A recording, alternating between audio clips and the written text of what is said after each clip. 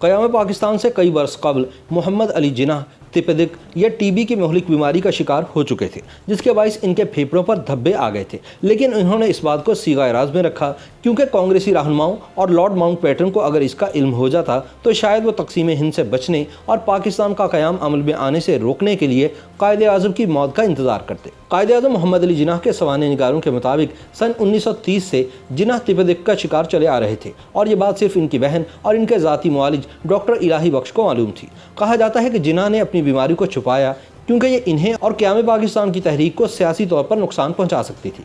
सन 1938 में अपने एक दोस्त को ख़त में वो लिखते हैं कि तुमने अखबार में मेरे दौरों के बारे में पढ़ा होगा। मैं अपनी खराबी सेहत की वजह से अपने दौरों में बेकायदगियों का शिकार था, जिसकी वजह मेरी खराबी सेहत थी।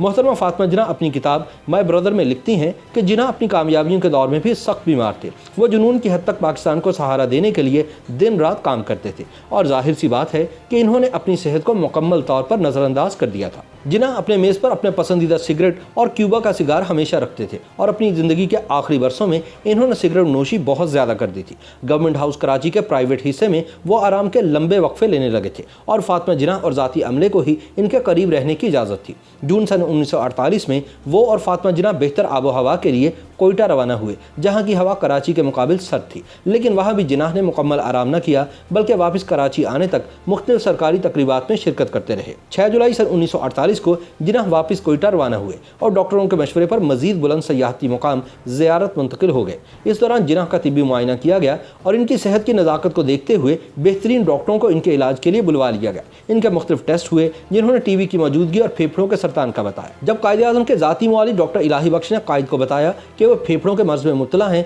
तो जिन्ना बोले कि हाँ मैं जानता हूँ, लेकिन मैंने अपनी बीमारी को इसलिए छुपा कर रखा कि कहीं कांग्रेसी और अंग्रेज़ इसका फ़ायदा उठाते हुए पाकिस्तान के क़याम को इल्तवा में न डाल देते। जिन्ना को उस दौर की मौजज़ाती दवाई स्ट्रेप्टोमाइसिन दी गई, लेकिन कुछ अफाका न हुआ। लोगों की नमाज ईद में इनके लिए की गई खुसूसी दुआओं के बावजूद जिन्ना की सेहत दिन ब दिन बिगड़ती गई। जिन्ना को मुल्क के पहले यौम आज़ादी से एक दिन कबल 13 अगस्त को कम ऊंचे मुकाम कोयटा लाया गया। इन्होंने उस दिन की मुनासबत से एक पैगाम जारी किया। उस वक्त कायद का वजन गिर कर महज 36 किलोग्राम रह गया था। डॉक्टर्स को यकीन था कि अगर इस हालत में इन्हें कराची जिंदा ले जाया गया तो तब भी ये कम ही अरसा जी पाएंगे। लेकिन जिन्ना कराची जाने पर तजब्जुब का शिकार थे। वो नहीं चाहते थे कि इनके मुआलिज इन्हें बेकार स्ट्रेचर पर बिठाकर माजूर ख्याल करें। 9 सितंबर को जिन्ना को नमूनिया ने भी आ घेरा। अब डॉक्टरों ने इन्हें कराची लौटने का मशवरा दिया, जहां वो इनका बेहतरीन इलाज कर सकते थे।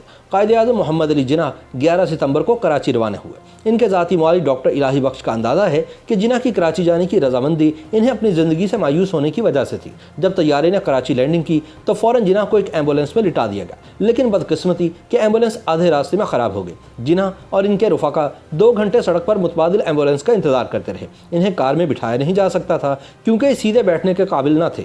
दूसरी एम्बुलेंस पहुंची तो जिन्ना को सरकारी घर मुंतकिल किया गया। यूँ शाम 6:10 पर वो गवर्नर जनरल हाउस पहुंचे। एयरपोर्ट से रिहाइशगाह तक 9 मील का फासला, जो ज़्यादा से ज़्यादा 15-20 मिनट में तय हो जाना चाहिए था, तकरीबन 2 घंटों में तय हुआ। यानी 2 घंटे कोयटा से कराची तक और 2 घंटे एयरपोर्ट से गवर्नर जनरल हाउस तक। ये तकलीफ दे सफ़र जिन्ना ने उस कसम पुरसी के आलम में किया कि हमारी तारीख में इसकी कोई मिसाल नहीं मिलती, और ना ही कोई इसकी तौजीह मिलती है। गवर्नर जनरल हाउस पहुंचने के बाद जिन्ना फ़कत 4.25 घंटे जिंदा रहे, और इस दौरान वो तकरीबन गुनूदगी के आलम में ही रहे। डॉक्टरों ने इन्हें ताकत का एक इंजेक्शन लगाया, और डॉक्टर इलाही बख्श के बकौल जब इन्होंने होश में आने पर जिन्ना से कहा कि ये जल्द ही ठीक हो जाएंगे, तो कायदे आज़म मोहम्मद अली जिन्ना ने आहिस्तगी से कहा, नहीं, मैं अब मज़ीद ज़िंदा नहीं रहूँगा। डॉक्टर इलाही बख्श के मुताबिक ये कायदे आज़म मोहम्मद अली जिन्ना के आखिरी अल्फाज थे।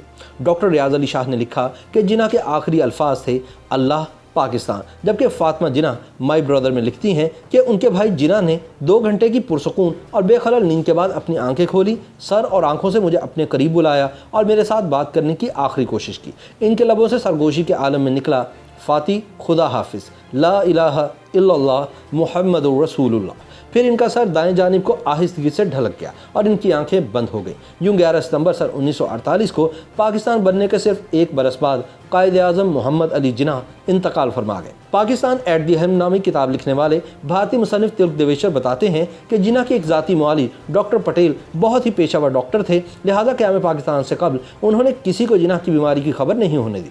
बरसगीर की जद्दोजहद आज़ादी के मौजू पर लिखी गई फ्रीडम एट मिडनाइट के मुसन्निफीन लैरी कॉलिंस और डोमिनिक लैपियर लिखते हैं कि अगर अप्रैल सन 1947 में माउंटबेटन, जवाहरलाल नेहरू या महात्मा गांधी में से किसी एक को भी जिन्ना के इस गैर मामूली राज का इल्म हो जाता जो बम्बई के एक मशहूर तबीब डॉक्टर JAL पटेल के दफातर की तिजोरी में इंतहाई हिफाजत से रखा हुआ था, तो शायद हिंदुस्तान कभी तकसीम न होता और आज एशिया की तारीख का धारा किसी और रुख पर बह रहा होता। ये वो राज था जिससे बरतानवी सीक्रेट सर्विस भी आशना न थी। ये राज जिन्ना के फेफड़ों की एक एक्सरे फिल्म थी, जिसमें बानी पाकिस्तान के फेफड़ों पर टेबल टेनिस की गेंद के बराबर दो बड़े बड़े धब्बे साफ नजर आ रहे थे। हर धब्बे के गिर्द एक हाला सा था, जिससे ये बिल्कुल वाज़ेह हो जाता था कि टीबी का मर्ज जिन्ना के फेफड़ों पर किस कदर जारहाना अंदाज में हमलावर हो चुका है।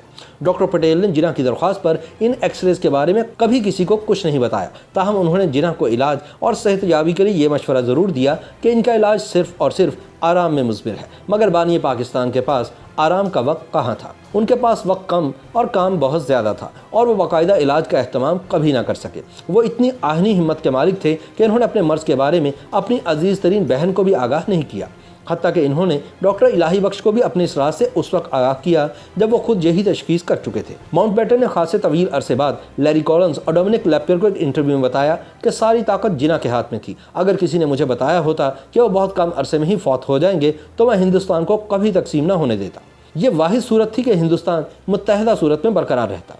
रास्ते का पत्थर सिर्फ मिस्टर जिन्ना थे, दूसरे रहनुमा इस कदर बेलोच नहीं थे और मुझे यकीन है कि कांग्रेस इन लोगों के साथ किसी मुफाहमत पर पहुंच जाती और पाकिस्तान ताक़यामत वजूद में ना आता। YouTube पर गूगली न्यूज देखने के लिए youtube.com की सर्च बार में गूगली न्यूज TV टाइप करें। गूगली न्यूज के पेज पर सुर्ख रंग के सब्सक्रिप्शन वाले बटन पर क्लिक करना ना भूलिए। YouTube पेज पर अपलोड होने वाली वीडियोस से बाखबर रहने के लिए बेल आइकन पर क्लिक कीजिए। आपको हर नई वीडियो के बारे में नोटिफिकेशन मौसूल हो जाएगा।